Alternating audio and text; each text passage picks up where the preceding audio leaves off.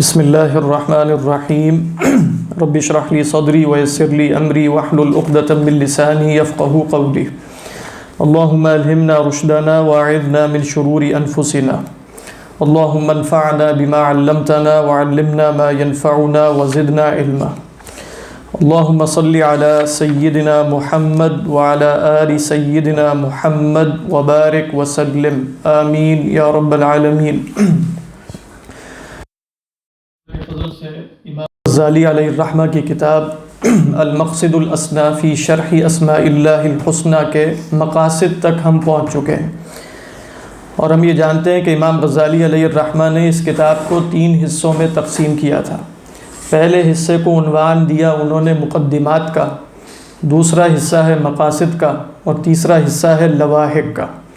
تو جو مقاصد ہیں اس میں اللہ سبحانہ و تعالیٰ کے اسماء حسنہ کی شرح ہے، اور اس سے ماقبل جو مباحث تھے وہ کچھ مقدمات تھے، وہ اسم اور مسمى کی ایک طویل بحث تھی۔ تو پچھلی نشست میں ہم نے مقاصد کا آغاز کر دیا تھا، اور سب سے پہلا اسم وہ لفظ جلالہ ہے، وہ اللہ ہے، اللہ سبحانہ و تعالیٰ۔ اس حوالے سے جو ضروری بحث تھی وہ کی جا چکی ہے۔ وہ بحث یہ تھی کہ یہ اسم ذات ہے یا اسم مشتق ہے، اور امام غزالی علیہ الرحمہ کا جو رجحان ہے وہ اس کی طرف ہے کہ یہ اسم ذات ہے، یہ اسم علم ہے۔ یہی امام راضی علیہ الرحمہ کا مسلک بھی ہے، یہی ابو بکر ابن العربی علیہ الرحمہ کا بھی ہے، یہی امام ابو حنیفہ، امام شافعی اور بعض بڑے بڑے نحوی حضرات سے بھی منسوب ہے۔ اور خاص طور پہ جو سیب وے تھے، جب ان کی وفات ہو گئی، اب جانتے ہیں خلیل ابن احمد الفراہیدی کے شاگرد تھے سیب وے، تو ان کی وفات کے بعد بعض شاگردوں نے انہیں خواب میں دیکھا، تو پوچھا ان سے کہ آپ کے ساتھ کیا ہوا؟ تو امام فرماتے ہیں کہ اللہ نے مغفرت فرما دی۔ تو پوچھا کہ کیوں مغفرت فرما دی؟ کہا کہ میں نے اپنی الکتاب میں یہ لکھا لفظ جلالہ کے بارے میں کہ اعرف المعارف لا يعرف، میں نے اس لفظ کے بارے میں یہ کہا کہ اس کی کیا تعریف کی جائے، اس کی کیا حد یا ڈیفینیشن بیان کی جائے، یہ تو سب سے بڑھ کر جانا پہچانا لفظ ہے، اعرف المعارف ہے لا يعرف۔ تو اللہ تعالیٰ نے فرمایا کہ اس جملے کی وجہ سے تمہاری مغفرت کی جاتی ہے، تم نے لفظ جلالہ کے بارے میں یہ لکھا۔ تو بہرحال لیکن کچھ علماء کا یہ بھی خیال ہے کہ یہ اسم مشتق ہے، اور پھر ہم دیکھ چکے تفصیل کے ساتھ کوئی 8-10 اقوال ہم نے دیکھے تھے کہ جس میں علماء نے مختلف آراء بیان کی کہ یہ لفظ الہ کہاں سے مشتق ہے۔ اس کے بعد ہم نے یہ بات بھی دیکھی تھی کہ اس کے اندر حقیقی معنی کیا ہے۔ تو امام ابو الحسن الاشعری علیہ الرحمہ کی ایک رائے ہمارے سامنے آئی تھی کہ لفظ الہ یا لفظ اللہ، لفظ جلالہ کے اندر جو حقیقی معنی ہے وہ یہ ہے کہ وہ ہستی جو عدم سے پیدا کرنے پر قادر ہے اس کو الہ کہا جاتا ہے، اس کو اللہ سبحانہ و تعالیٰ کہا جاتا ہے۔ لہذا جب یہ لفظ اللہ کے ساتھ خاص ہے تو اس میں کسی ایسی صفت کا بیان ہونا چاہیے جو صرف اللہ کے ساتھ خاص ہو، اور وہ صفت جو واجب الوجود کے ساتھ خاص ہے وہ صفت کیا ہے؟ اخراج الوجود من العدم، عدم سے وجود کو پیدا کرنا۔ تو یہ بھی ہم دیکھ چکے۔ اس کے بعد امام غزالی علیہ الرحمہ کی جو ہم نے عبارت پڑھی تھی وہی ہم دوبارہ پڑھیں گے اور اس سے آگے انشاءاللہ کنٹینیو کریں گے۔ تو فرماتے ہیں فَأَمَّا قَوْلُهُ اللہ، تو جہاں تک اللہ کے رسول صلی اللہ علیہ وسلم کا فرمانا ہے اللہ، کیونکہ جو حدیث انہوں نے نقل کی تھی، امام غزالی کی اپنی رائے یہ ہے کہ یہ 99 نام اللہ کے نبی صلی اللہ علیہ وسلم کے معین کردہ ہے۔ فَهُوَ اسم للموجود الحق، یہ اسم ہے موجود حق کے لیے، الجامع لصفات الالہیہ، المنعوت بنعوت الربوبیہ، المتفرد بالوجود الحقیقی، جس کے اندر صفات الہیہ ہیں، اس کا جامع ہے، تمام صفات ربوبیت کا حامل ہے، وجود حقیقی کے ساتھ متفرد ہے، المتفرد بالوجود الحقیقی۔ فَإِنَّ كُلَّ مَوْجُودٍ سِوَى غَيْرُ مُسْتَحَقِّ الْوُجُودِ بِذَاتِهِ، اللہ کے سوا جو بھی وجود ہے وہ اپنی ذات کے اعتبار سے وجود کا مستحق نہیں ہے۔ وَإِنَّمَا اسْتَفَادَ الْوُجُودَ مِنْهُ فَهُوَ مِنْ حَيْثُ ذَاتُهُ هَالِكٌ وَمِنَ الْجِهَةِ الَّتِي تَلِيهِ مَوْجُودٌ فَكُلُّ مَوْجُودٍ هَالِكٌ إِلَّا وَجْهَهُ، اللہ کے سوا جو بھی وجود ہے، جو بھی موجود ہے وہ اپنی ذات کے اعتبار سے فانی ہے، ہالک ہے، اور جس جہت سے وہ اللہ کی طرف نسبت رکھتا ہے اس جہت سے وہ موجود ہے، تو فَكُلُّ مَوْجُودٍ هَالِكٌ إِلَّا وَجْهَهُ، اس کی شرح بھی ہم بیان کر چکے۔ اور پھر فرماتے ہیں کہ وَالْأَشْبَهُ أَنَّهُ جَارٍ فِي الدِّلَالَةِ عَلَى هَذَا الْمَعْنَى مَجْرَى أَسْمَاءِ الْأَعْلَامِ، بات واضح ہو گئی۔ وَكُلُّ مَا ذُكِرَ فِي اشْتِقَاقِهِ وَتَعْرِيفِهِ تَعَسُّفٌ وَتَكَلُّفٌ، یہاں تک ہم دیکھ چکے ہیں۔ تو امام غزالی علیہ الرحمہ کی یہ رائے ہمارے سامنے آئی کہ یہ لفظ مشتق نہیں ہے بلکہ اسم علم ہے۔ اچھا اب دیکھیے اگلی بحث، یہ جو امام غزالی علیہ الرحمہ یہاں بیان فرما رہے ہیں، دیکھیں امام غزالی ہیں محقق، جیسے ابو بکر ابن العربی فرماتے ہیں کہ وہ رئیس المحققین ہیں۔ تو جو رئیس المحققین ہوتا ہے اس کا کام یہ نہیں ہوتا کہ فلاں کا قول نقل کرے، فلاں کا کرے، فلاں کا کرے اور پھر ترجیح قائم کرے، بلکہ اس کا اپنا قول ہی معتبر ہوتا ہے۔ لہذا اگر آپ جا کر امام قرطبی علیہ الرحمہ کو پڑھیں، ابو بکر ابن العربی کو پڑھیں، تو جب وہ اسم اللہ الاعظم پر گفتگو شروع کریں گے تو فلاں کا قول لائیں گے، فلاں کا لائیں گے، فلاں کا لائیں گے، ترجیحات قائم کی جائیں گی۔ امام غزالی علیہ الرحمہ کا اس کتاب میں منہج یہ نہیں ہے، بس وہ اشارتاً بتاتے ہیں کہ میری رائے کیا ہے۔ تو اب اسم اللہ الاعظم ایک بحث ہے نا، اللہ کا سب سے بڑا اسم کون سا ہے؟ دیکھیے میں اس پر دیکھ رہا تھا تو میرے سامنے جو خلاصہ آیا وہ یہ ہے کہ اللہ سبحانہ و تعالیٰ کا اسم اعظم، اس کے بارے میں دو آرائیں ہیں۔ پہلی رائے یہ ہے کہ یہ اسم معین ہے، دوسری رائے یہ ہے کہ یہ اسم معین نہیں ہے، یعنی کوئی معین اسم نہیں ہے جس کو اسم اللہ الاعظم کہا جاتا ہے، بلکہ وہ غیر معین ہے۔ اچھا غیر معین ہے تو پھر وہ اسم کیسے ہوا؟ اس پر جو امام جعفر صادق علیہ الرحمہ ان سے یہ منسوب ہے کہ ہر وہ نام جو انسان پکارے اللہ کی طرف حالت افتقار اور اضطرار کو اپنے اندر پیدا کرتے ہوئے اور دل سے اللہ سبحانہ و تعالیٰ کے سوا ہر قسم کے تصور اور اعتماد اور توکل کو خارج کر کے جس نام سے بھی خدا کو پکارا جائے گا وہ اسم اللہ الاعظم ہے۔ تو گویا اسم اللہ الاعظم ان حضرات کے ہاں سیدنا جنید بغدادی سے بھی یہی مروی ہے، سید الطائفہ، کہ کوئی اسم معین نہیں ہے، جس نام کو تم حالت عبودیت کے ساتھ پکار لو گے، جس نام کو پکارتے وقت غیر اللہ کا کوئی تصور تمہارے سامنے نہیں ہوگا، حالت افتقار کی بھئی تو جملہ غلط ہو جائے گا، افتقار کی حالت میں جب تم پکارو گے تو یہ اسم اللہ الاعظم ہے۔ یہ کس کی رائے ہے؟ یہ سیدنا جنید بغدادی سے مروی ہے، یہ جعفر صادق علیہ الرحمہ سے بھی مروی ہے۔ جی پوچھیے ڈاکٹر صاحب۔ اس میں اعظم اس لیے نہیں کہتے کہ یہ اس میں ذات ہے اور اس میں مشتق نہیں، وہ میں بھی نہیں اس لیے نہیں کہتے نا، وہ اصل میں اسم اعظم کا تصور کہاں سے آیا؟ اسم اعظم کا تصور آیا اللہ کے رسول صلی اللہ علیہ وسلم کی بعض احادیث سے۔ دیکھیں ایک صاحب دعا مانگ رہے تھے، صحیح روایت ہے، اور وہ دعا کیا مانگ رہے تھے؟ اللہم انی اسألوک بانی اشہد انک انت اللہ لا الہ الا انت الاحد الصمد الذی لم یلد ولم یولد ولم یکن لہ کفوا احد۔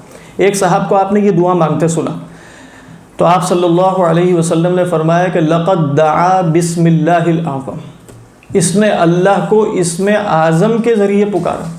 اچھا ایک اور روایت میں وہ فرماتے ہیں، یعنی ایک اور صاحب دعا مانگ رہے تھے، اس میں انہوں نے یہ صیغہ استعمال نہیں کیا بلکہ کہا الحنان المنان۔ تو اللہ کے رسول صلی اللہ علیہ وسلم نے فرمایا لقد دعا بسم اللہ الاعظم الذی اذا دعی بہ اجاب، کہ جس کے ذریعے اللہ کو جب بھی پکارا جائے جواب دیتا ہے۔ اچھا ایک تیسری روایت ہے، وہ امام بیہقی علیہ الرحمہ نے نقل کی ہے، الاسماء والصفات، ان کی ایک ضخیم کتاب ہے اور ابھی چھپی ہے، علامہ زاہد القوصری، چھپی پرانی ہے لیکن پاکستانی ایڈیشن میں بھی چھپ گئی، وہ مکتبہ رحمۃ للعالمین ہے پشاور، کہاں ہے؟ صوابی میں انہوں نے ابھی چھاپی ہے۔ تو الاسماء والصفات میں امام بیہقی علیہ الرحمہ نے اپنی سند سے نقل کی ہے روایت حضرت عائشہ رضی اللہ تعالی عنہا سے کہ حضرت عائشہ نے کہا اللہ کے رسول سے یا رسول اللہ علمنی اسم اللہ الاعظم، اے اللہ کے رسول مجھے اسم اعظم سکھا دیجیے۔ تو آپ صلی اللہ علیہ وسلم نے فرمایا کہ قومی توضئی وصلی رکعتین فاذا فرغت من الصلاۃ فاعلمینی، کہ تم ایسا کرو، کھڑی ہو، وضو کرو، 2 رکعت نماز پڑھو اور جب فارغ ہو جاؤ تو مجھے بتانا۔ تو سیدہ عائشہ رضی اللہ تعالی عنہا نے ایسا ہی کیا۔ تو آپ سے نے فرمایا ادعی، اب تم دعا مانگو، یہ بھی نہیں فرمایا کن الفاظ سے، اور ساتھ خود دعا یہ کی اللہ سبحانہ و تعالیٰ سے اللہم وفقھا، اے اللہ ان کو توفیق دے کہ یہ اسم اللہ العظم سے دعا مانگ لیں۔ تو اب انہوں نے جو دعا مانگی وہ کیا تھی؟ اللہم انی اسألک بجمیع اسمائک الحسنی ما علمت منہا وما لم اعلم، اے اللہ میں تیرے تمام اسماء حسنہ سے دعا مانگتی ہوں واسطہ دے کر، جو میں نے جان لیے اور جو میں نے نہیں جانے۔ پھر کیا فرماتی ہیں؟ وَأَسْأَلُكَ بِاسْمِكَ الْعَظِيمِ الْأَعْظَمِ الْكَبِيرِ الْأَكْبَرِ الَّذِي إِذَا دُعِيتَ بِهِ أَجَبْتَ، میں آپ سے آپ کے اسم عظیم و اعظم اور کبیر و اکبر کے واسطے سے دعا مانگتی ہوں کہ جس کے ذریعے جب آپ کو پکارا جائے تو آپ جواب ضرور دیتے ہیں۔ تو اب یہ دعا انہوں نے مانگی، تو آپ صلی اللہ علیہ وسلم کی گویا اب اس میں پتہ نہیں چل رہا نا کہ اسم اعظم کیا ہے، کیونکہ ہو سکتا ہے ما علمت منہا وما لم اعلم، ما لم اعلم میں وہ اسم ہو، یا یہ بھی ہو سکتا ہے کہ اس میں معین نہ ہو بلکہ 2 رکعت نماز پڑھی سیدہ عائشہ نے پڑھی رسول اللہ صلی اللہ علیہ وسلم کے کہنے پر، تو گویا ان کے دل کی جو اس وقت حالت ہوگی اور جو اللہ کی طرف آپ کہیں رخ ہوگا اور یکسوئی ہوگی، اس کی بنا پر جو بھی دعا ان کے منہ سے نکلی وہ اسم اللہ العظم۔ تو یہ ایک گروہ کا مسلک ہے۔ ایک گروہ کیا کہتا ہے کہ جو بھی دعا ہو اصل میں نام نہیں ہے، اصل میں حالت ہے، جس حالت کے ساتھ آپ اللہ سبحانہ و تعالیٰ کو پکار رہے ہیں۔ جیسے ایک حدیث میں آتا ہے ادعوا اللہ وانتم موقنون بالاستجابۃ فإن اللہ تعالی لا يقبل دعاء من قلب غافل لاہن، اللہ کو پکارو تو استجابت کے یقین کے ساتھ اللہ غافل اور لاہن دل سے دعا قبول نہیں فرماتا۔ دوسری رائے یہ ہے کہ اس لاہن میں مطلب ہے جو لہو و لعب میں پڑا ہوا ہے، کھیل تماشے میں پڑا ہے، غفلت میں ہے۔ تو دوسرا قول یہ ہے کہ اس میں معین ہے، اس میں معین ہے۔ اچھا، ان میں پھر 2 آراء بن گئی، مطلب آپ کو یہ بہت سارے اقوال کا خلاصہ میں بتا رہا ہوں۔ 2 آراء یہ بنی کہ اس میں معین تو ہے لیکن ہم نہیں جانتے، ٹھیک ہے، تو ہم نہیں جانتے تو پھر تعین تو ختم ہو گئی، یعنی ہے واقعی اللہ کا اس میں معین، ہمیں بتایا نہیں گیا۔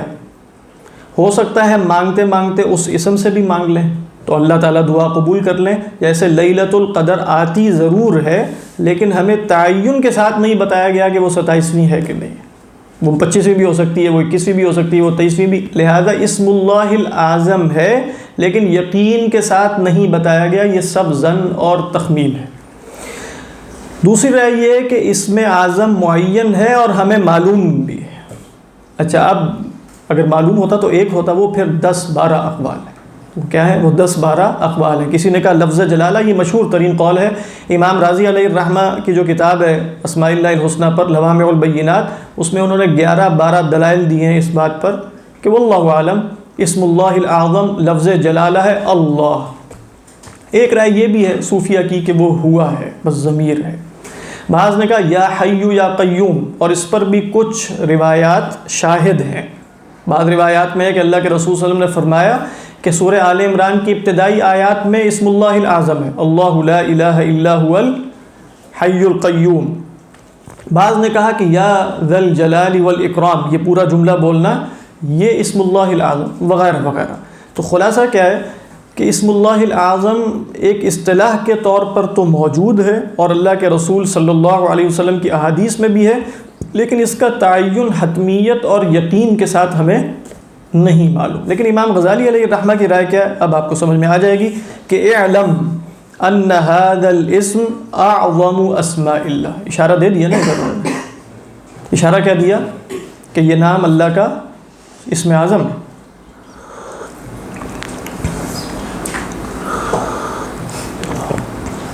آج تھوڑی گرمی زیادہ ہے، اے سی صحیح نہیں چل رہا،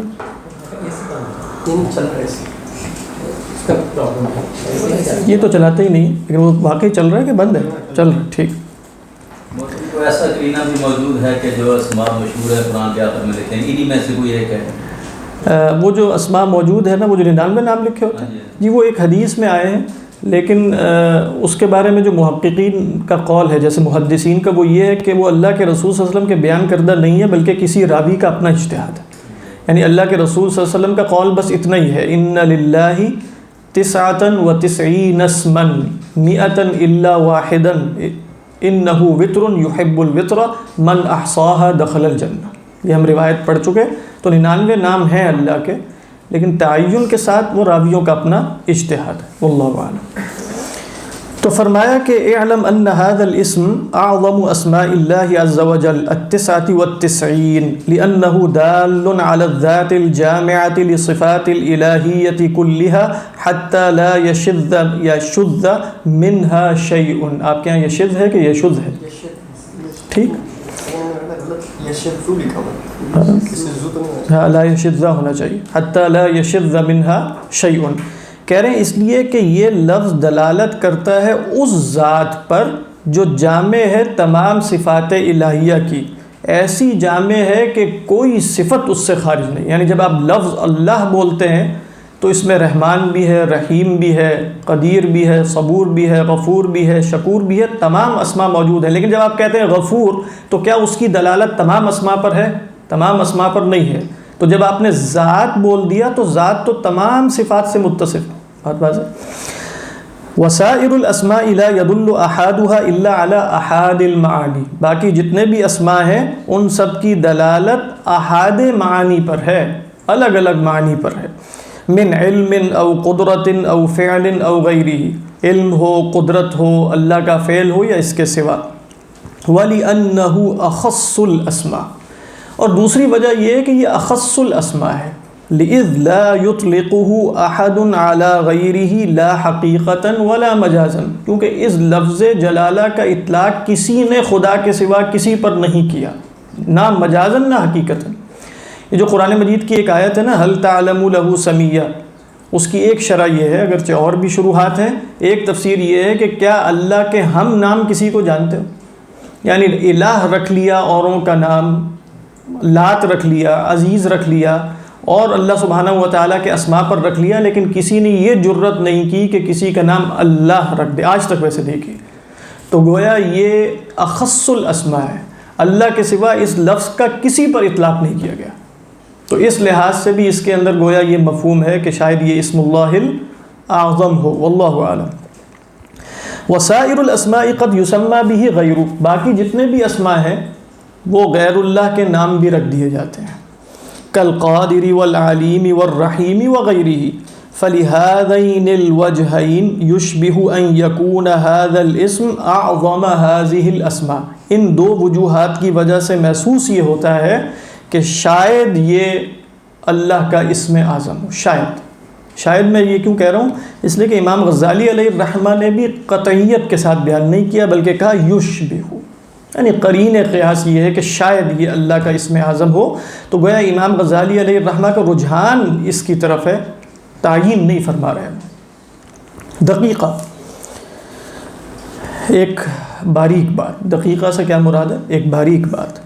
معانی سائر الاسماء يتصور ان يتصف العبد بشيء منها حتى ينطلق عليه الاسم كالرحيم والعليم والحليم والصبور والشكور وغيره.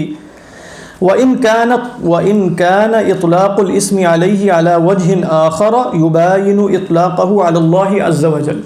فرماتے ہیں کہ دیکھو جتنے بھی اللہ کے اسماء ہیں نا، تصور میں یہ بات آ سکتی ہے کہ بندہ بھی ان سے متصف ہو جائے.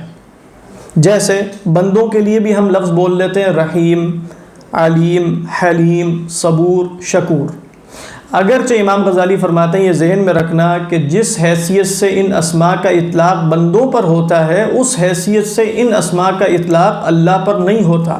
ہم یہ بات مقدمات میں تفصیل کے ساتھ پڑھ چکے ہیں کہ اللہ سبحانہ و تعالیٰ اور بندوں میں صفات کے اعتبار، صفات میں بھی سوائے اسماء میں مشارکت کے سوا اور کچھ بھی نہیں ہے. اور اس میں انہوں نے تفصیل کے ساتھ اور مثالیں دے کر یہ سمجھا دیا تھا. لیکن پھر بھی نام تو رکھ لیا جاتا ہے نا. وَأَمَّا مَعْنَى هَذَا الْإِسْمِ، لیکن اس اسم کا جو معنی ہے فَخَاصٌ خصوصاً لا يتصور فيه مشارکہ لا بالمجاز ولا بالحقیقت. کہہ رہے ہیں اس اسم کا جو معنی ہے نا اس میں مشارکت متصور ہی نہیں ہو سکتی، نہ مجازاً نہ حقیقتاً. کیوں ہے رقیش؟ کیوں نہیں ہو سکتی؟ ابھی انہوں نے اس لفظ کا معنی کیا بیان کیا تھا؟ اسم للوجود الحق الواجب الوجود.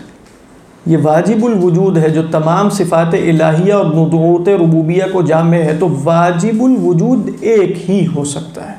واجب الوجود ایک ہے جو متشخص ہے. واجب الوجود میں عقل تعدد قبول نہیں کر سکتی، اس نئی یا دو ہونا، تین ہونا قبول نہیں کر سکتی.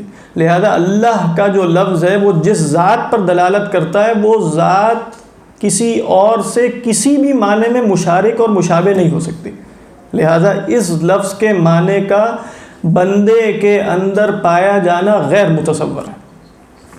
بات واضح ہے۔ وَلِأَجْلِ هَذَا الْخُصُوصِ يُوصَفُ صَائِرُ الْأَسْمَاءِ بِأَنَّهَا اسْمُ اللَّهِ عَزَّ وَجَلَّ وَيُعَرَّفُ بِالْإِضَافَةِ إِلَيْهِ فَيُقَالُ الصَّبُورُ وَالشَّكُورُ وَالْمَلِكُ وَالْجَبَّارُ مِنْ أَسْمَاءِ اللَّهِ عَزَّ وَجَلَّ وَلَا يُقَالُ اللَّهُ مِنْ أَسْمَاءِ الشَّكُورِ وَالصَّبُورِ۔ کہہ رہے ہیں اسی وجہ سے آپ دیکھیں تمام اسماء کی نسبت کس کی طرف ہوتی ہے؟ ہم کہتے ہیں بھئی صبور کس کا نام ہے؟ اللہ کا۔ شکور کس کا نام ہے؟ اللہ کا۔ غفور کس کا نام ہے؟ اللہ کا۔ کیا ہم یہ کہتے ہیں اللہ نام ہے غفور کا، اللہ نام ہے شکور کا، اللہ نام ہے صبور کا؟ نہیں، یہ تمام نام اللہ کے ہیں۔ وَلِلَّهِ الْأَسْمَاءُ الْحُسْنَى فَادْعُوهُ بِهَا۔ تو گویا لفظ جلالہ کی دلالت ایک ایسے معنی پر ہے، ایک ایسی ذات پر ہے جس ذات میں یہ تمام صفات پائی جاتی ہیں۔ بات واضح ہے کہ نہیں؟ تو لہذا قرآن مجید کا استعمال بھی یہی، وہاں یہ کبھی نہیں کہا جائے گا کہ وَلِلرَّحْمَانِ یا وَلِلرَّحِيمِ اسماء الحسنى، ایسا تو نہیں، وَلِلَّهِ الْأَسْمَاءُ الْحُسْنَى۔ بات واضح۔ وَلَا يُقَالُ اللَّهُ مِنْ أَسْمَاءِ الشَّكُورِ وَالصَّبُورِ، یہ تو کوئی بھی نہیں کہے گا کہ اللہ جو ہے وہ شکور اور صبور کے اسماء میں سے ہے، لِأَنَّ ذَلِكَ مِنْ حَيْثُ هُوَ أَدُلُّ عَلَى كُنْهِ الْمَعَانِ الْإِلَٰهِيَّةِ وَأَخَصُّ بِهَا، کیونکہ یہ لفظ اللہ من حیث ہوا اپنی ذات کے اعتبار سے معانی الہیت کی کنہ پر زیادہ دلالت کرتا ہے، وَأَخَصُّ بِهَا، اور زیادہ مختص ہے اس سے، فَكَانَ أَشْهَرَ وَأَظْهَرَ، اسی اعتبار سے یہ اسم اشہر بھی ہے اور اظہر بھی ہے۔ فَاسْتُغْنِيَ عَنِ التَّعْرِيفِ بِغَيْرِهِ، یہ ہے وہ بات جو سیبوے نے بھی کہی تھی، کہہ رہے ہیں لہذا یہ مستغنی ہے کہ اس کی تعریف کسی اور اسم کے ذریعے کی جائے۔ وَعُرِّفَ غَيْرُهُ بِالْإِضَافَةِ إِلَيْهِ، اور غیر کی تعریف اس کی طرف اضافت کر کے کی جاتی ہے۔ کیا مطلب؟ آپ کہیں گے شکور کون ہے؟ آپ کہیں اللہ کے ناموں میں سے ہے۔ آپ کہیں صبور کون ہے؟ اللہ کے ناموں میں سے ہے۔ تو گویا آپ صبور، شکور، غفور، منتقم، عفو، اس کی تعریف کس طرح کرتے ہیں؟ بِالْإِضَافَةِ إِلَى هَذَا الْإِسْمِ، اس اسم کی طرف اضافت کر کے۔ تو جس اسم کی طرف اضافت کر کے کسی مجہول شے کی تعریف ہو جائے تو وہ فی نفسی ہی کتنی معروف ہوگی۔ یہ بات سمجھ میں آ رہی ہے کہ نہیں؟ لہٰذا سیبوے نے یہ فرمایا تھا کہ یہ اعرف المعارف ہے۔ اعرف المعارف اس لیے کہا کہ کسی بھی نکرہ کو اگر تم اس کے ساتھ مضاف کر دو گے تو وہ معرف ہو جائے گا۔ بات واضح ہے کہ نہیں؟ تو لہٰذا صبور من اسماء اللہ، تو پتہ چل گیا اب کون ہے یہ۔ شکور کون ہے؟ من اسماء اللہ عز وجل۔ یہی فرما رہے ہیں فَاسْتُغْنِيَ عَنِ التَّعْرِيفِ بِغَيْرِهِ وَعُرِّفَ غَيْرُهُ بِالْإِضَافَةِ إِلَيْهِ۔ بات واضح۔ تنبیہ، اس کے بعد آ رہی ہے ایک تنبیہ۔ تنبیہ کیا ہے؟ يَنبَغِي أَن يَكُونَ حَظُّ الْعَبْدِ مِنْ هَذَا الْإِسْمِ التَّأَلُّهَ۔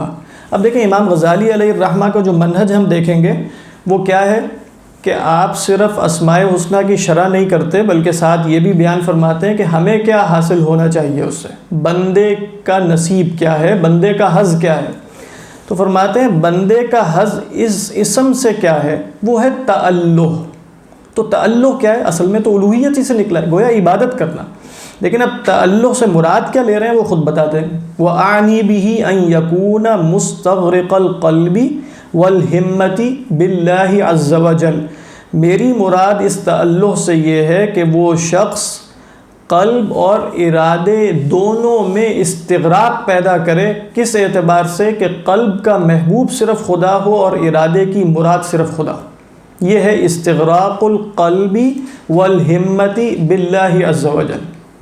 تو یہ کیا ہے؟ یہ تألہ ہے، یعنی جب آپ لفظ اللہ بولیں گے تو گویا قلب کا محبوب صرف خدا ہوگا اور ارادے کی مراد، اور اگر اس میں تیسری شے بھی آپ ایڈ کرنا چاہیں اس افلاطونی تصور کے مطابق تو ذہن کا معروف بھی وہی ہوگا اور ارادے کی مراد بھی وہی ہوگی اور طبیعت کا محبوب یعنی قلب کا محبوب بھی وہی ہوگا۔ یہ کیا ہے؟ استغراق القلب والہمت باللہ عز وجل، یہ مراد ہے امام غزالی علیہ الرحمہ کی تألہ سے۔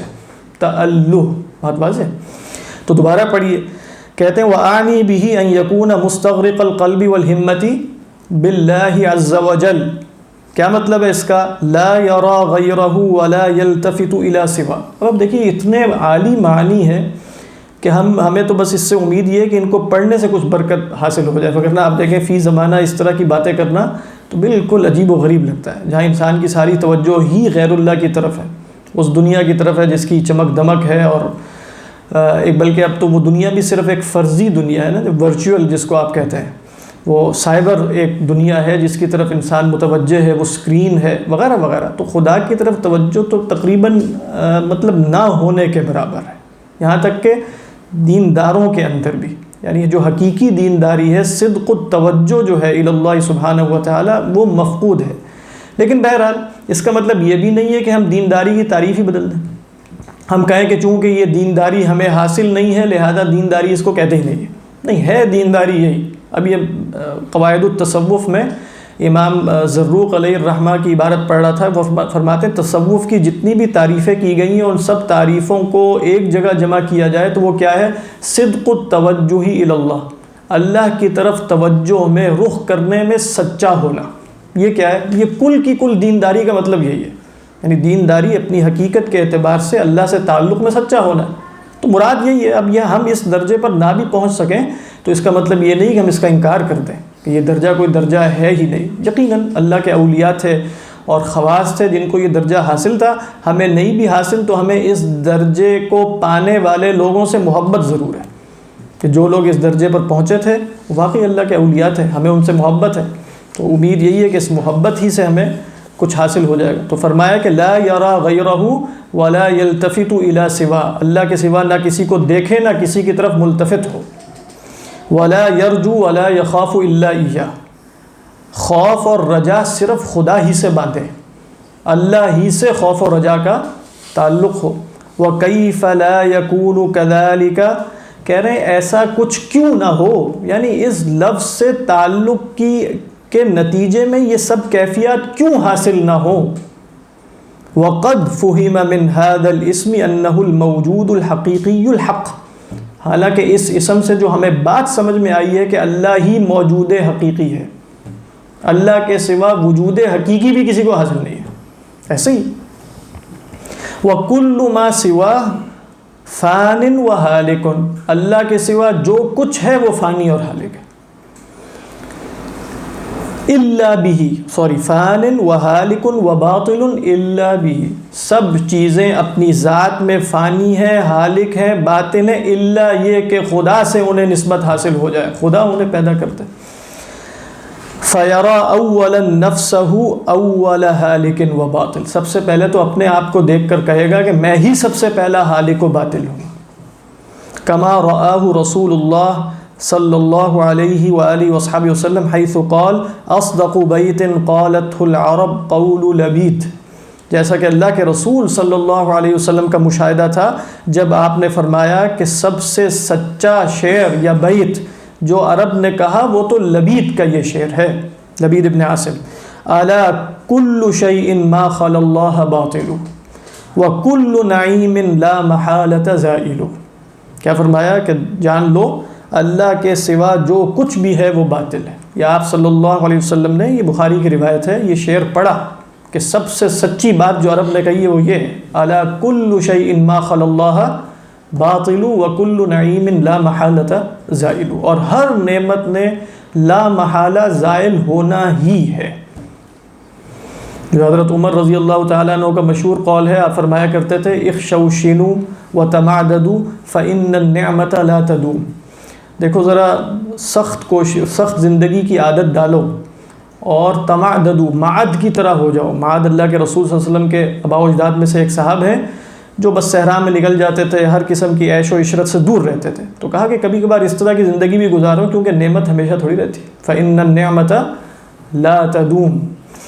تو یہ ہے جی، یہ امام غزالی علیہ الرحمہ نے لفظ جلالہ کی شرح اتنی ہی کی ہے. اچھا، لفظ جلالہ کی شرح اتنی ہی کیوں کی؟ باقی بھی شرح کم ہوگی. اس لیے جب انہوں نے یہ فرما دیا نا کہ لفظ جلالہ کے اندر اس ذات کی طرف اشارہ ہے جس میں تمام صفات پائی جاتی، تو انہی صفات ہی کا تو اب آگے بیان آنا ہے. یعنی جس ذات کے ذریعے اشارہ لفظ جلالہ سے ہم کرتے ہیں، جو ذات واجب الوجود ہے، جو وجود حق ہے، جو موجود حق ہے اس ذات میں جتنی صفات پائی جاتی ہیں ان میں سے کچھ صفات کا بیان بقدر طاقت بشریہ آگے آ رہا ہے۔ تو اب دیکھیں اس کے بعد جو دو اسماء ہیں وہ ہیں الرحمن الرحیم، الرحمن الرحیم۔ اب امام غزالی علیہ الرحمہ بھی جیسے بتا دیں گے کہ یہ مشتق ہے، تو صحیح تر قول اگرچہ رحیم کے بارے میں کوئی اختلاف نہیں ہے کہ وہ مشتق ہے یا نہیں، رحمان کے بارے میں یہ اختلاف کچھ بزرگوں سے چلا آیا کہ رحمان بھی مشتق ہے کہ نہیں، کیونکہ اللہ سبحانہ و تعالیٰ نے رحمان کو بھی ایک خاص طریقے پر قرآن میں بیان کیا ہے۔ اب آپ دیکھیں جیسے فرمایا قُلِ ادْعُوا اللَّهَ أَوِ ادْعُوا الرَّحْمَنَ أَيَّمَّا تَدْعُوا فَلَهُ الْأَسْمَاءُ الْحُسْنَى۔ اہل عرب جو تھے وہ بھی اس نام کے منکر تھے، وَإِذَا قِيلَ لَهُمُ اسْجُدُوا لِلرَّحْمَنِ قَالُوا وَمَا الرَّحْمَنُ۔ جب ان سے کہا جاتا ہے کہ بھئی رحمان کو سجدہ کرو، کہتے ہیں رحمان کون؟ رحمان کو تو ہم جانتے ہی نہیں۔ تو اس بنا پر کچھ حضرات نے یہ کہا کہ رحمان عربوں کے ہاں مشتق نہیں تھا، عرب اس لفظ کو نہیں جانتے تھے، یہ ان کے اصول اشتقاق پر پورا نہیں اترتا، لہذا پھر اس گروہ میں دو آراء پیدا ہو گئی۔ ایک گروہ نے یہ کہا کہ یہ عبرانی ہے، اور یہ رائے بہت ضعیف ہے، ایک ہی صاحب سے مروی ہے، ایک لغوی ہیں، ان سے یہ مروی ہے کہ اصل میں رحمان کیا تھا، وہ رحمان ہے۔ آپ دیکھتے ہوں گے کہ عبرانی زبان اگر آپ سنیں تو اکثر وہ ہا اور خا اس طرح کا چل رہا ہوتا ہے، وہ لگ ہی ایسا رہا ہوتا ہے وہ خا خا ہی بولے چلے جا رہے ہیں، تو خو خو اس طرح کی آوازیں ان کے منہ سے نکلتی ہیں۔ تو ایک رائے یہ بن گئی کہ رحمان جو ہے وہ رحمان تھا، یہ رائے بالکل ضعیف ہے اور علماء نے کہا کہ اس کی طرف کوئی توجہ نہیں کی جائے گی۔ دوسری رائے جو ہے وہ ہے کہ رحمان غیر مشتق ہے، اسم علم ہے۔ اچھا اسم علم ہے تو لفظ جلالہ بھی اسم علم ہے، اچھا یہ بھی اسم علم ہے، اسم علم ایک سے زیادہ ہو سکتے ہیں کہ نہیں، یہ لغت میں الگ بحث ہے، کیوں اسے مشتق کہا گیا؟ لیکن میں نے آپ لوگوں سے ذکر کیا تھا ایک کتاب کا، پتہ نہیں آپ نے پڑھی کہ نہیں پڑھی، وہ بہت مفید کتاب ہے، شأن الدعا۔ تو شأن الدعا جو کتاب ہے ابو سلیمان الخطابی علیہ الرحمہ کی، اس کے شروع میں، اور عجیب بات یہ ہے کہ جب آپ پیچھے سے پیچھے جاتے چلے جاتے ہیں نا تو بڑا فائدہ ہوتا ہے، آپ کو پتہ چلتا ہے کہ یہ اقوال آ کہاں سے رہے ہیں۔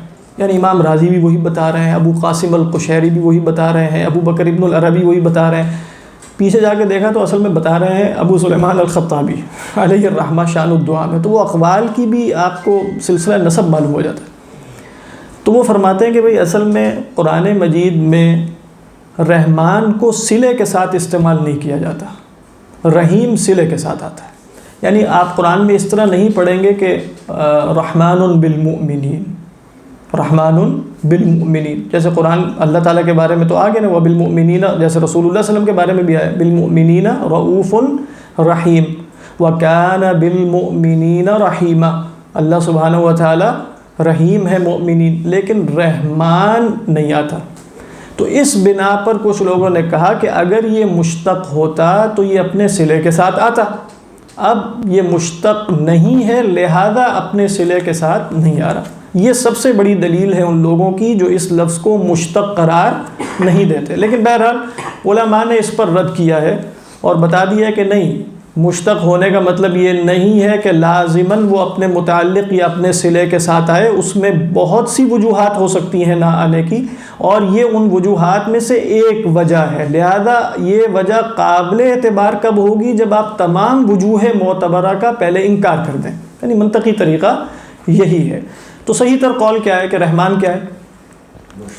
رحمان مشتق ہے، کہاں سے؟ راحا میم سے، اور اس پر دلیل وہ حدیث بھی ہے کہ اللہ سبحانہ و تعالیٰ فرماتے ہیں انا الرحمن وہذہ رحم، میں رحمان ہوں اور یہ رحم ہے، شققت لها اسما من اسمی، میں نے اس کے لیے اپنے نام میں سے ایک نام تجویز کیا، تو وہ رحیم ہے تو میں رحمان ہوں۔ تو گویا جب آپ اللہ تعالیٰ فرما رہے ہیں میں رحمان ہوں اور یہ رحیم ہے، تو گویا اللہ تعالیٰ ایک ہی اشتقاق ثابت کر رہے ہیں کہ نہیں کر رہے ہیں؟ تو جب اشتقاق ایک ہے تو اسی کو ہم کیا کہتے ہیں کہ یہ اس میں مشتق ہے۔ بات واضح؟ اللہ آگے اصل میں اس میں مسئلہ یہی تھا کہ صرف اسی پر رہا جائے جو امام غزالی علیہ الرحمہ فرما رہے ہیں، آگے چلیں یا اور بھی کچھ بیان کیا جائے؟ رحمان میں را ہا میم، یہ تو ماتا ہوگی، پھر یہ نون جو ہے یہ تو آپ نے عربی میں پڑھا ہوگا نا، فعلان کا ایک وزن ہوتا ہے، ہاں تو فعلان کا وزن مبالغے کے لیے آتا ہے، تو وہ رحمان ہے۔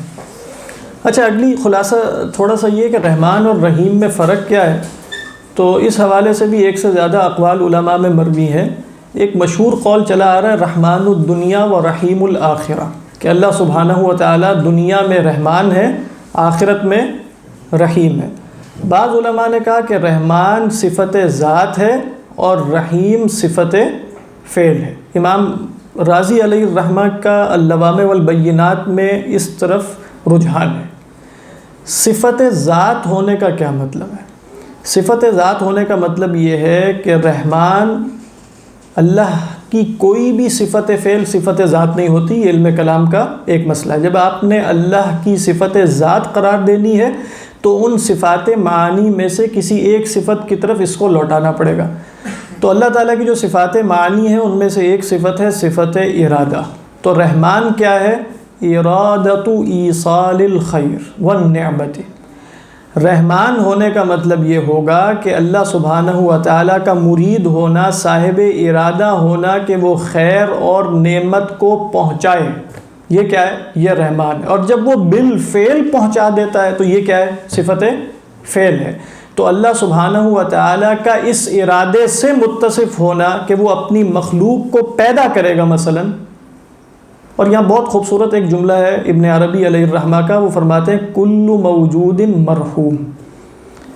یعنی جب آپ کہتے ہیں نا کہ اللہ تعالیٰ نے پیدا کر دیا اتنے لوگوں کو، اکثر لوگ تو جہنم میں چلے جائیں گے، وہ بحث آگے آ بھی رہی ہے، تو یہ کس قسم کی رحمت ہے؟ اور اللہ تعالیٰ تو فرماتے ہیں کہ بھئی میری رحمت نے ہر شے کا احاطہ کیا ہے، وَرَحْمَتِي وَسِعَتْ كُلَّ شَيْءٍ۔ تو آپ دیکھیے اصلاً پیدا کر دینا یہ رحمت ہے، وجود دے دینا یہ رحمت ہے، اور اس کو انہوں نے بہت ہی خاص فلسفیانہ طریقے پر ایکسپلین کیا ہے ابن عربی نے، جو اس وقت میں بیان نہیں کروں گا۔ تو وہ خلاصہ اس کا کیا ہے؟ کل موجود مرحوم، جس شے کو وجود حاصل ہو گیا وہ اللہ کی رحمت ہی سے وجود حاصل ہوا۔ کیوں اللہ کی رحمت سے وجود حاصل ہوا؟ اس لیے کہ اللہ سبحانہ و تعالیٰ نے محض دینے کے لیے اسے پیدا کر دیا نا۔ یعنی ہمارے ہاں رحمت کیا ہوتی ہے جس سے اللہ منزہ ہے، جس کا امام غزالی علیہ الرحمہ بھی بیان فرمائیں گے، وہ دل کی رقت ہے۔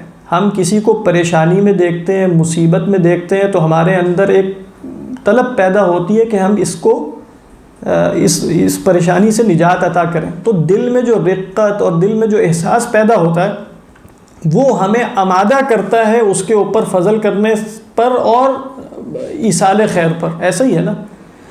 تو اللہ سبحانہ و تعالیٰ کے ہاں رحمت اس لیے بھی نہیں ہے کہ نعوذ باللہ اس کے نفس میں یا اس کی ذات میں کوئی رقت یا کوئی وجہ یا کوئی تکلیف پیدا ہوتی ہے کسی کو مصیبت میں دیکھ کر، اور پھر اس مصیبت کو دفع کیا جاتا ہے، کیونکہ ایسی صورت میں تو انسان رحمت کرتا ہے محض اپنی غرض کے لیے۔ اسی لیے انسان کی رحمت تو کبھی بھی خالص نہیں ہو سکتی۔ یعنی میں اگر کسی پر انعام کرتا ہوں تو اس کی وجہ یہ ہے کہ میں اس کو دور کرنا چاہتا ہوں مصیبت سے، لیکن وجہ یہ ہے کہ اگر وہ مصیبت سے دور نہ ہوا یا مصیبت اس سے دور نہ ہوئی تو میرے دل میں تکلیف رہے گی، تو میں اپنی اس تکلیف کو دفع کرنے کے لیے فلاں پر رحمت کرتا ہوں۔ خدا کے ہاں ایسا نہیں ہے نا، تو میری رحمت بے غرض نہیں ہے۔ اللہ سبحانہ و تعالیٰ کے تمام افعال بے غرض ہیں۔ تو اللہ تعالیٰ رحمان اس معنی میں ہے کہ اس نے ہمیں وجود بخشا ہے، بغیر اس کے کہ وجود بخشنے پر اسے کوئی شے یا غرض یا علت یا سبب آمادہ کرے۔ اگر وہ نہ دیتا، ہمیں وجود پیدا نہ کرتا، تو تب بھی کچھ نہ ہوتا۔ تو رحمان کیا ہے؟ صفت ذات ہے۔ تو رحیم کیا ہوگا پھر؟ صفت ارادہ ہوا۔ باقی اس کے بعد ہم دیکھیں گے کہ جو امام غزالی علیہ الرحمہ نے بیان کیا ہے کہ کس طریقے پر انہوں نے مسئلہ شر کو حل کیا یہاں، کیونکہ یہاں ایک بہت بڑا مسئلہ جو فی زمانہ بھی ہے، ہر زمانے میں ہے، کہ بھئی اگر اللہ رحمان ہے اور رحیم ہے تو کائنات میں شر کیوں ہے، تکلیف کیوں ہے، دکھ کیوں ہے، درد کیوں ہے؟ اس کو 3 طریقوں پر حل کیا جاتا ہے، جو خلاصہ جب ہم وہاں پہنچیں گے تو میں عرض کر دوں گا۔ تو اب ہم پڑھتے ہیں بسم اللہ الرحمن الرحیم۔ الرحمن الرحیم فرماتے ہیں اسمانی مشتقانی من الرحمتی، یہ 2 اسم ہیں جو رحمت سے مشتق ہیں۔ والرحمت تستدعی مرحوما، اور رحمت مرحوم کو طلب کرتی ہے۔ ولا مرحوم الا وهو محتاج، کوئی مرحوم نہیں ہے مگر یہ کہ وہ کیا ہے، وہ محتاج ہے. والذی ينقضی بسببہ حاجۃ المحتاج من غیر قصد وارادۃ وعنایۃ بالمحتاج لا یسمى رحیما. بہت اہم بات ہے، اور یہ وہ بات ہے جس کی بنیاد پہ گویا امام غزالی علیہ الرحمہ نے فلاسفہ کی تکفیر کر دی. وہ بات یہ ہے کہ فرماتے ہیں کہ جس ہستی کی وجہ سے محتاج کی حاجت دور ہو جائے لیکن حاجت دور ہونے میں اس ہستی کا قصد یا ارادہ یا عنایت نہ ہو تو ایسے کو ہم رحیم نہیں کہتے. بات واضح، یعنی رحیم وہی کہلوائے گا یا کہلوانے کے لائق ہوگا کہ جو اپنے ارادے اور اختیار سے کسی کی حاجت دور کرے. اگر بغیر ارادے، بغیر اختیار، بغیر عنایت کے وہ حاجت اس کے وجود سے دور ہو جاتی ہو تو ایسے شخص کو یا ایسی ذات کو یا ایسے وجود کو رحیم نہیں کہا جا سکتا. بات واضح ہے کہ نہیں؟ تو گویا اللہ کا رحیم ہونے کا کیا مطلب ہے یا رحمان ہونے کا کیا مطلب ہے کہ اللہ تعالیٰ اس کائنات کی ربوبیت فرما رہے ہیں اپنے ارادے اور اختیار کے ساتھ. الحمدللہ رب العالمین الرحمن الرحیم. تو ربوبیت کیوں ہے؟ اس لیے کہ وہ رحمان اور رحیم ہے، بس اس کے سوا کوئی وجہ نہیں ہے. والذی یرید قضاء حاجۃ المحتاج ولا یقضیها فإن کان قادرا علی قضائها لم یسم رحیما اذ لو تمت الارادۃ لوفى بها. کہہ رہے ہیں وہ شخص کے جو قضاء حاجت کا ارادہ تو کرتا ہے لیکن قضاء حاجت نہیں کرتا کسی کی، یعنی کسی کی حاجت روائی نہیں کرتا. قضاء حاجت سے مراد یہ ہے فَإِن كَانَ قَادِرًا عَلَى قَضَائِهَا، اگر وہ حاجت روائی پر قادر ہے اور پھر نہیں کرتا لم یسمى رحیما. یہ بڑی عجیب سی بات ہے، پھر بھی اسے رحیم نہیں کہا جائے گا. یعنی ایک شخص کسی کی مصیبت دور کرنے پر قادر ہے اور چاہتا بھی ہے اور کرتا نہیں ہے تو کیا اس کو رحیم کہا جائے گا؟ اس کو رحیم نہیں کہا جائے گا. اچھا، کیونکہ اگر ارادہ کامل ہوتا تو ارادے کا ظہور ہو جاتا. لوفى بها. وَإِن كَانَ عَاجِزًا، اور اگر وہ عاجز ہو یعنی دور کرنا چاہتا ہو لیکن وہ تکلیف دور نہ کر سکے فلاں کی، فَقَدْ يُسَمَّى رَحِيمًا، تو شاید اسے رحیم کہا جا سکے. کس اعتبار سے؟ بِاعْتِبَارِ مَا اعْتَبَرَهُ مِنَ الرِّقَّةِ، وہ جو دل میں ایک رقت قلبی پیدا ہوئی اس کی بنا پر. یہ اللہ کی بات نہیں ہو رہی، محض لغت میں یہ گفتگو ہو رہی ہے کہ کب اسے رحیم کہا جا سکے گا، کب رحیم نہیں کہا جا سکے گا. وَلَكِنَّهُ ناقص، لیکن بہرحال ہر صورت میں وہ ناقص ہی رہے گا.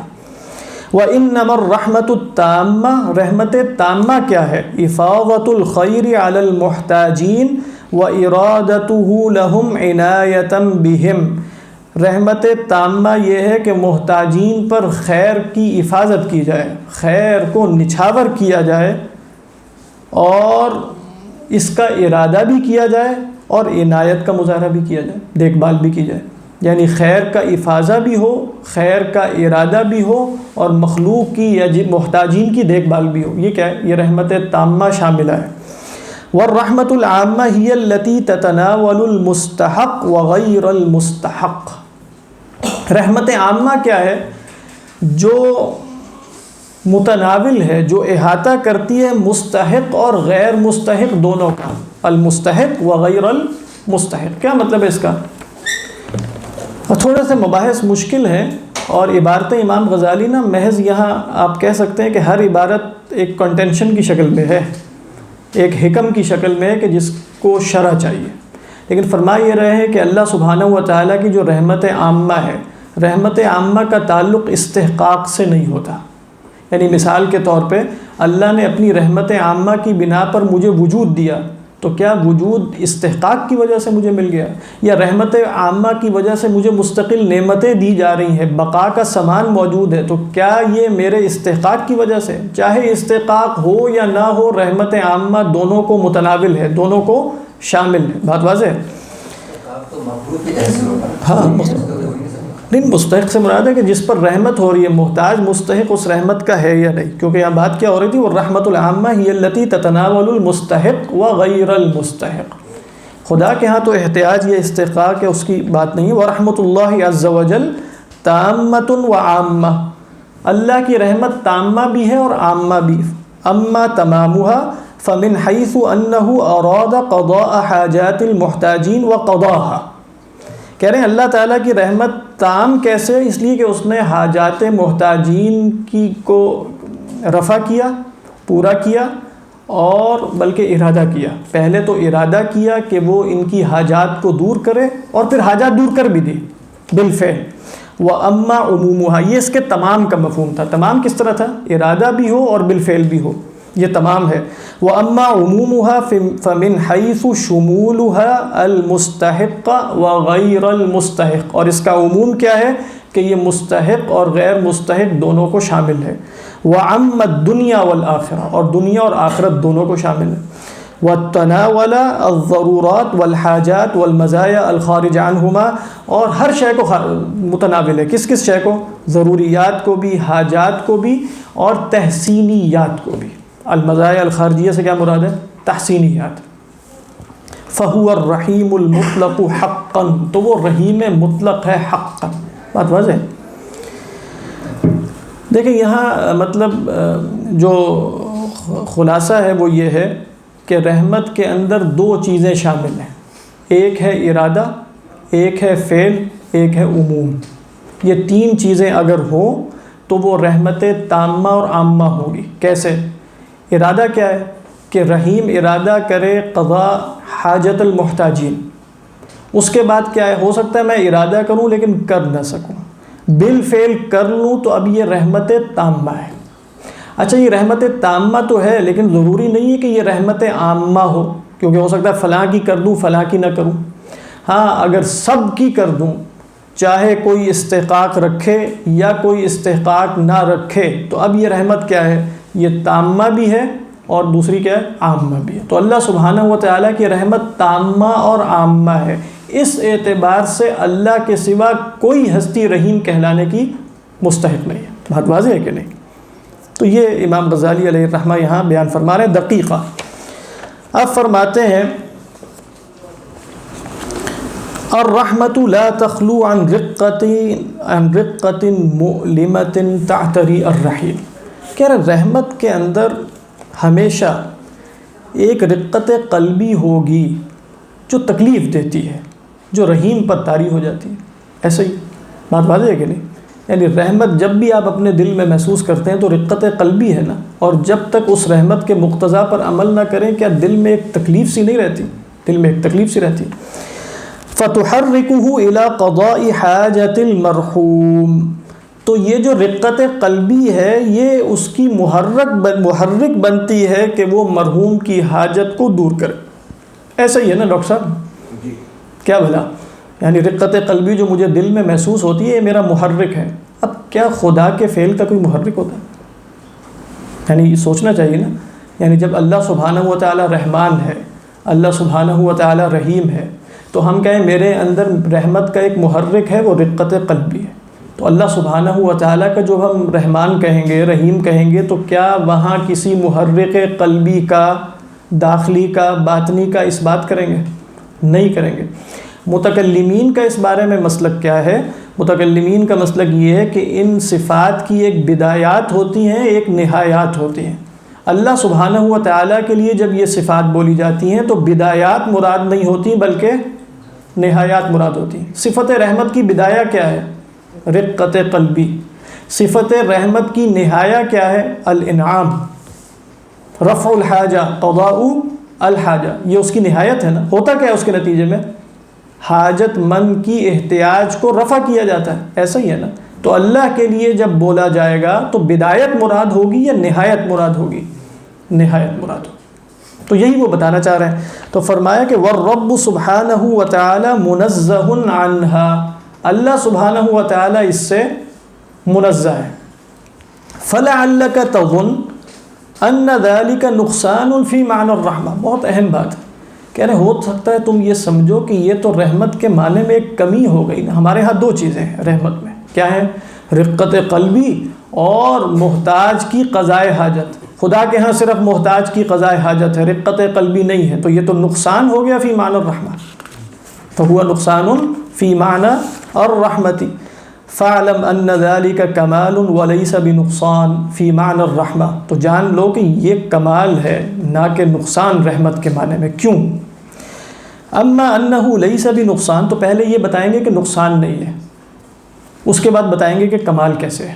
ٹھیک ہے، کیونکہ ہر نقصان کی نفی کمال نہیں ہوتی، ہر نقصان کی نفی کمال نہیں ہوتی. کمال کے لیے کسی صفت کا اثبات بھی کرنا پڑتا ہے، کیونکہ عدم سے بھی ہر قسم کے نقصان کی نفی ہے. ایسا ہی ہے نا، جو ہے ہی نہیں اس سے ہر قسم کے نقصان کی، ہر قسم کی کمی کی نفی کریں گے، لیکن اس میں اثبات کچھ نہیں ہے نا، تو کمال کیسے ہوگا؟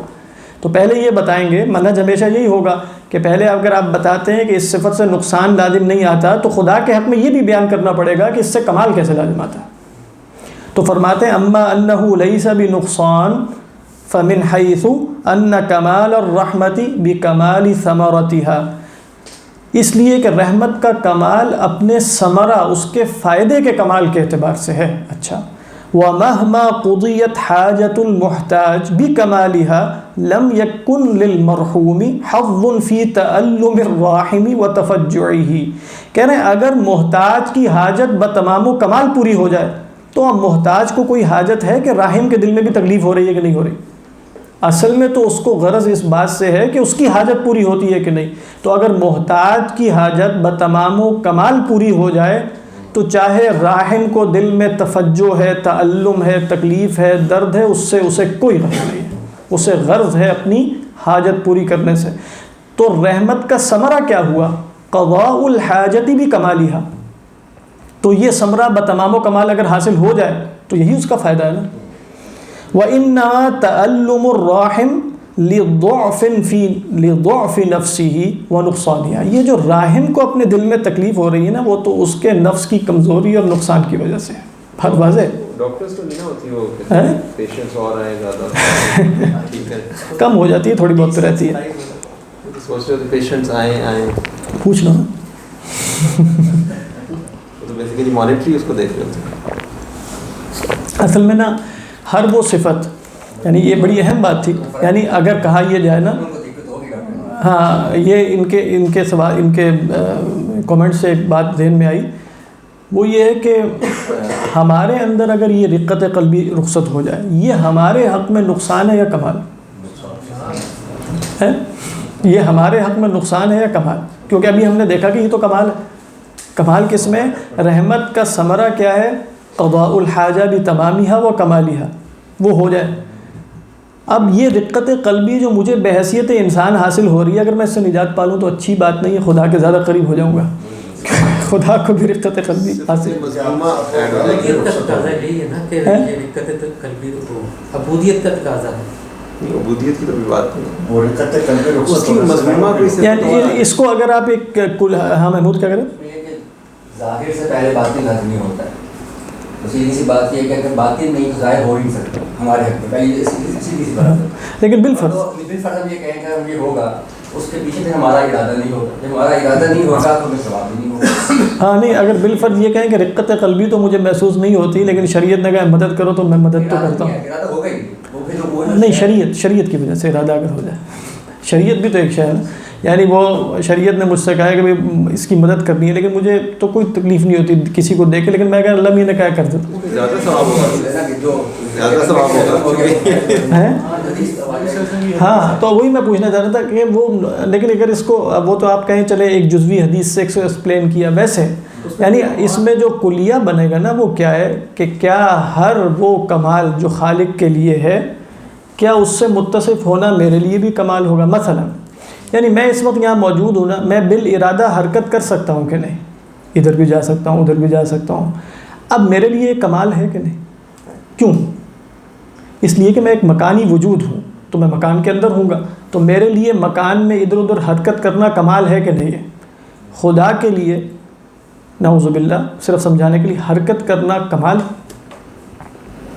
اس لیے کہ وہ مکان ہی نہیں ہے، وہاں حرکت متصور ہی نہیں ہوتی. بات واضح. تو کچھ کمالات میرے ہوتے ہیں جو خدا کے کیا ہیں، جو خدا کے ہاں صفت نقص شمار ہوگی. بندے کے لیے کھانا پینا، نمو، بڑھنا، ترقی کرنا، کمال حاصل کرنا بچپن سے لے کر بڑھاپے تک، یہ میرے لیے کمال ہے کہ نہیں؟ لیکن یہ کمال اپنے اندر نقص کو متضمن ہے کہ نہیں؟ میں کمال اس لیے حاصل کرتا ہوں کہ پہلے ناقص ہوتا ہوں. بات واضح ہے. تو لہٰذا بندے کو جب ایک خاص زمان و مکان اور کچھ خاص کنڈیشنز میں پیدا کیا گیا تو اس کے لیے کچھ کمالات ایسے ہیں جو خدا کے لیے نقصان. انہی کمالات میں سے ایک کمال ہے میرا، اگر میں اس سے رخصت ہو جاؤں گا تو گویا انسانیت سے، اپنی انسانیت سے ہاتھ دھو بیٹھوں گا، وہ ہے رقت قلبی. خدا کے لیے یہ نقص ہے. خدا کے لیے کیا ہے؟ یہ نقص ہے. میرے لیے یہ صفت کمال ہے. تو کلیہ کیا بنے گا؟ کلیہ یہ بنے گا کہ ہر صفت کمال انسان میں ضروری نہیں ہے کہ وہ خدا میں بھی صفت کمال ہو. ہاں، ہر وہ صفت کمال جو ہر قسم کے نقص سے مبرہ ہے وہ خدا کے لیے صفت کمال. ہمارے جتنے بھی کمالات ہوتے ہیں، یہاں تک کہ ہمارا ارادہ بھی، ہماری قدرت بھی، وہ اپنے اندر نقص کو متضمن ہوتا ہے، اس کے اندر نقص امپلائڈ ہوتا ہے. بات واضح ہے؟ تو اس اعتبار سے دیکھیں تو فرماتے ہیں کہ انما تعلم الراحم، اب اس کو اسی طریقے پر سمجھیے گا، لضعف نفسه ونقصانها، میرے لیے یہ کمال ہے، لیکن یہ کمال کیوں ہے؟ میرے نفس کی کمزوری اور نقص کی وجہ سے. سمجھ میں آ گئی بات؟ ولا يزيد ضعفها فی غرض المحتاج شیئا، محتاج کی غرض میں اس ضعف سے کوئی اضافہ تو نہیں ہوتا. اس کو تو اپنی غرض چاہیے، اس کی قضاء حاجت ہو جائے بس، یہ ٹھیک ہے، رفع حاجت ہو جائے. بھائی کوئی اور لفظ بتائیے، قضاء رفع حاجت سے کوئی لفظ ہونا چاہیے. حاجت روائی نا، وہ بس عربی جب پڑھ رہے ہیں تو عربی لفظ ذہن میں آتا ہے نا. بعد ان قضیت کمال حاجته واما انه کمال فی معنی الرحمۃ، اور جہاں تک یہ کہ یہ رحمت کے معنی میں کمال بھی ہے، پہلے تو ہم نے کہا نا نقص نہیں ہے. فہو ان الرحیم عن رقۃ وتألم یکاد یقصد بفعلہ دفع الم الرقۃ عن نفسہ. کہہ رہے ہیں نقصان کیوں ہوا؟ کیا خوبصورت بات ہے، کمال کیوں نہ ہوا؟ دیکھیں جو رحیم ہے، اور رحیم رقت قلبی کی وجہ سے ہے، تو جب وہ کسی پر رحم کرے گا تو اپنی رقت قلبی کو دور کرنے کی غرض سے کرے گا نا. یہ جو تکلیف اندر سے ہو رہی ہے تو اس کا فعل بے غرض ہوا، اس کا فعل بے غرض نہ ہوا. فیکون قد نظر لنفسہ وسعی فی غرض نفسہ، اپنے ہی نفس کی خاطر اس نے دیکھا، نظر ہے آپ کے وسعی فی غرض نفسہ، اپنے ہی نفس کی خاطر وہ کوشش کر رہا ہے. بظاہر تو دوسروں پر رحم کر رہا ہے، لیکن حقیقت کے اعتبار سے غرض اس کی اپنی ہے. وذالک ینقص عن کمال معنی الرحمۃ، یہ معنی رحمت میں نقص ہے، معنی رحمت کے کمال میں نقص ہے. بل کمال الرحمۃ ان یکون نظرہ الی المرحوم لاجل المرحوم، کمال رحمت یہ ہے کہ وہ مرحوم کو اجل مرحوم کی خاطر دیکھے، نہ کہ من اجل نفسی ہی، لا لاجل الاستراحۃ من الم الرقۃ، نہ کہ رقت قلبی سے جو تکلیف ہو رہی تھی اس کو دور کرنے کے لیے. تو آپ دیکھیں کہ گویا یہ رقت قلبی چونکہ نقص ہے، اور ہمارے لیے اگر ہے کمال تو ہماری ایک خاص کنڈیشن کی وجہ سے کمال ہے، لہذا اللہ سبحانہ و تعالیٰ اس سے منزہ ہے. بات واضح ہے کہ نہیں؟ تو اب آپ دیکھیں، آپ کہیں گے کہ اس سے آپ گویا خدا کے لیے رحمت کا ایک ایسا معنی ثابت کر رہے ہیں جو مخلوق میں نہیں ہے. کیونکہ ہمارے ہاں رحمت کا فوری اطلاق رقت قلبی پر ہوتا ہے. یعنی اگر کہیں رحمت محسوس ہو رہی ہے، ہو سکتا ہے میں کرنے پر قادر نہ ہوں، تب بھی میں اس کو رحمت کہوں گا کہ نہیں کہوں گا؟ پھر بھی رحمت کہوں گا اگرچہ میں کرنے پر قادر نہیں ہوں. یہ جو بات آپ نے ابھی سمجھی ہے نا، ہو سکتا ہے آگے جا کے اس سے بہت سے اہم مسائل حل ہوتے ہیں. کیونکہ جب ہم رحمت کا ایک خاص تصور لیتے ہیں نا، جیسے آپ اس وقت موجود ہیں رضوان صاحب، ثاقب عظیم صاحب جو ہے، اب غزہ میں جو کچھ ہو رہا ہے، ہمیں تکلیف محسوس ہوتی ہے نا، لیکن ہم کر کچھ نہیں سکتے، لہٰذا رقت قلبی ہوگی، کر کچھ نہیں سکتے. اب یہی سوال اگر آپ خدا کے بارے میں اٹھا لیں کہ اس کو بھی نظر نہیں آ رہا، تو پھر وہ کر بھی سکتا ہے، وہ کیوں نہیں کرتا؟ یعنی وہ تو کر بھی سکتا ہے، میں تو کر کچھ نہیں سکتا. اس میں ہوا کیا کہ یہاں بالکل ایک تشبیہی انداز میں میں نے خدا کی رحمت کو اپنی رحمت کی نظر میں دیکھا. میں نے کیا کہا، مجھے دل میں ایک تکلیف ہوتی ہے، رقت قلبی ہے، ان مناظر سے بڑی پریشانی ہوتی ہے، اور اگر میرے بس میں ہوتا تو میں ان محتاجین کی اور ان مظلومین کی ضرور مدد کرتا. خدا کر بھی سکتا ہے، نہیں کر رہا. خدا کر بھی سکتا ہے اور نہیں کر رہا، تو خدا رحیم نہیں ہے. اعوذ باللہ، مطلب یہی استنتاج ہوگا نا. خدا کیا نہیں ہے؟ رحیم نہیں ہے. اب ہم نے یہ بات سمجھ لی خدا کے رحیم ہونے کا معنی یہ رقت قلبی نہیں ہے. بات واضح؟ خدا کے رحیم ہونے کا معنی یہ رقت قلبی نہیں ہے. اب آگے چل کر جب ہم وہ مسئلہ شر کو دیکھیں گے اس پر امام غزالی علیہ الرحمہ کی الگ تحقیق ہے, امام راضی علیہ الرحمہ کی بھی میں ذکر کر دوں گا, اس سے بات بالکل واضح ہو جائے گی کہ خدا کی رحمت کو بھی اپنی رحمت پر قیاس نہیں کرنا چاہیے. اللہ سبحانہ و تعالی جو کچھ کرتے ہیں اس کی کوئی غرض نہیں ہوتی, ہماری رحمت کی ایک غرض ہوتی ہے. وہ غرض کیا ہے؟ وہ اپنی تکلیف دور کرنا ہے اصلاً, اور محتاج کی مدد ثانوی ہوتی ہے, محتاج کی مدد ثانوی ہے. تو اس لحاظ سے بس یہ بات ذہن میں رکھنی چاہیے. اسی پر آج ہم اتفاق کریں گے, اور کل انشاءاللہ یہ جو صفت رحمان اور رحیم ہے, آج تھوڑا مشکل سے مسائل تھے, مشکل تو خیر پہلے تھے اصلاً, لیکن کل کوشش کریں گے کہ اس کو مکمل کر لیں. اور جو اگلی صفت ہے وہ ہے ملک, اللہ سبحانہ و تعالیٰ کا ملک ہونا. وہاں تک انشاءاللہ ہم پہنچ جائیں گے. ایک چیز کی سمجھ نہیں آئی میری طرف سے, آپ نے صرف ایک چیز کی پتا کہ اللہ تعالیٰ کی رحمت کا مظہر یہ ہے تخلیق میں, خلق کیا. اب دنیا میں شر بھی ہے, یہ بھی ہے, کچھ جہنم میں جائیں گے, کچھ اسی کا ذکر آنے والا ہے آگے. وصیت میں ہے, یہ ہے. لیکن جب ہم اللہ تعالیٰ کی رحمت سے متصف کرتے ہیں تو اس کا مطلب یہ ہوتا ہے کہ اللہ جو موجود ہے, جس کو تخلیق کر دیا, وہ اللہ تعالیٰ کی رحمت کا مطلب. تو رحمت کا مطلب صرف پیدا کرنا تو نہیں ہے, ایک آدمی پیدا ہو گیا اور وہ مستقل تکلیف میں اور آخر میں جہنم میں, وہ ہم انشاءاللہ کل دیکھیں گے. تو پھر اس میں وہ رحمت کا ظہور جو ہے کل دیکھیں گے. اور اس میں ایک اور بات بھی معلوم ہوئی کہ اس میں بھی رحمت کا تصور انسانی ہے. ہاں جی, اس وہ ایکسپلینیشن چاہیے, تو وہ انشاءاللہ کل آئے گی. باقی آپ دیکھیں کہ جہنم میں جو جانے والے لوگ ہیں, یعنی اللہ کی رحمت کا مطلب یہ نہیں ہے کہ جو مرضی کرے اللہ سبحانہ و تعالیٰ اس پر رحم کریں گے. رحمت کیا ہے؟ اللہ نے پیدا کیا مجھے, اور مجھے اسباب ہدایت دیے, اور انبیاء اور رسول بھیجے, اور میرے اوپر حجت تمام کی, اور میرے اوپر بالکل بات واضح کر دی, ہر چیز کھول کے بیان کر دی. اب یہ سب کچھ واضح اور بیان ہو جانے کے بعد میں اپنے محض ارادے اور اختیار سے کہتا ہوں نہیں, میں نے دوسری راہ اختیار کرنی ہے, تو اللہ تعالیٰ نے کانسیکوینسز اس کے پہلے سے بتا دیے بس. ہاں اگر آپ کہیں کہ بات واضح ہی نہیں ہوئی تھی, حجت تمام ہی نہیں ہوئی تھی, تو اللہ پکڑ بھی نہیں فرمائے گا. یعنی آپ دیکھیں اللہ کی رحمت ہے نا یہ, کہ اللہ سبحانہ و تعالیٰ فرماتے ہیں رسول کی دعوت صحیح طریقے پر دلیل کے ساتھ اخلاق کے ساتھ پہنچے گی تمہارے تک, اور پھر تم نے اپنی آزاد مرضی سے رسول کی تکذیب کی تب پکڑ ہوگی, مگر نہ پکڑی نہیں ہوگی. تو یہ اللہ کی رحمت کا بہت بڑا مظہر نہیں ہے کہ اللہ سبحانہ و تعالیٰ فرما رہے ہیں وما کننا معذبین. اچھا ایک اور بات میں آپ کو بتاؤں جو میں نہیں بتانا چاہ رہا تھا, لیکن جیسے ابن عربی ہیں علیہ الرحمہ, انہوں نے ایک بہت کمال کی بات کی. انہوں نے فرمایا کہ اللہ تعالیٰ کی صفت غضب بھی ہے, اور اللہ سبحانہ و تعالیٰ کی صفت غضب کا ظہور, یعنی صفت غضب کا ظہور خدا کی رحمت کی وجہ سے ہے. وہ کیسے خدا کی رحمت کی وجہ سے ہے؟ وہ کہتے ہیں یہ جتنے بھی آیان ثابتہ ہیں, یہ مخلوقات ہیں, یہاں تک کہ خود اللہ کے اسماء حسنہ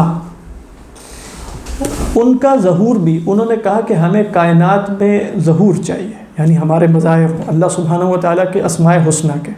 تو اللہ کے اسماء حسنہ میں اللہ کی کچھ صفات جلال بھی ہیں. جتنی بھی چیزوں کو وجود بخشا گیا ہے نا, وہ خدا کی صفت رحمت کی وجہ سے بخشا گیا ہے.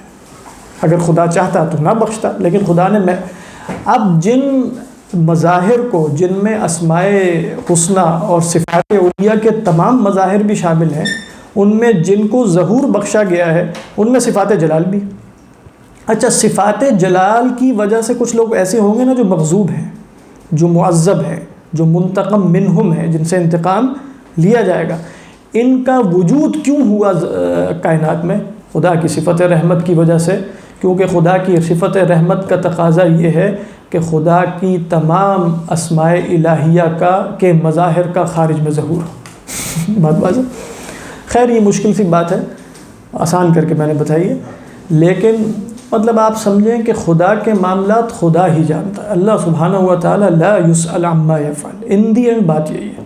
ان دی اینڈ کیا ہے؟ لا یسأل عما یفعل وہم یسألون. رحمت کیا ہے؟ وجود دیا جائے. ابن عربی علیہ الرحمہ نے رحمت کو وجود سے جوڑا ہے ہر جگہ، یعنی رحمت کیا ہے؟ وجود مل جانا. تو وجود ہر شے کو یہ کہہ سکتے ہیں کہ وجود اگر وجود عطا ہوتا ہے عطا ہم لازم ہے، اس کا بھی ہو سکتا ہے. ہاں جوڑ سکتے ہیں بالکل. وجود جو ہے وہ دینا ہے اور دینا رحمت ہے، جوڑ سکتے ہیں. سر یہ جو آپ اتنی کتابوں کا نام لیتے ہیں آپ نے سب پڑھی؟ جی ہاں، کوشش تو یہی کرتا ہوں کہ جس کتاب کا نام لوں وہ میں پڑھ رہا ہوں یا پڑھ لی ہو. دو ہی احتمال ہوتے ہیں، یا پڑھ رہا ہوتا ہوں یا پڑھ لی ہوتی.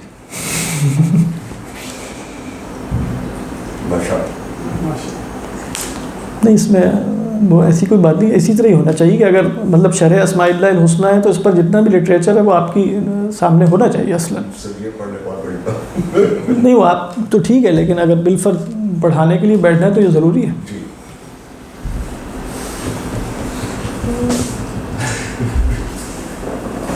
ٹھیک ہے جی، اسی پر اکتفا.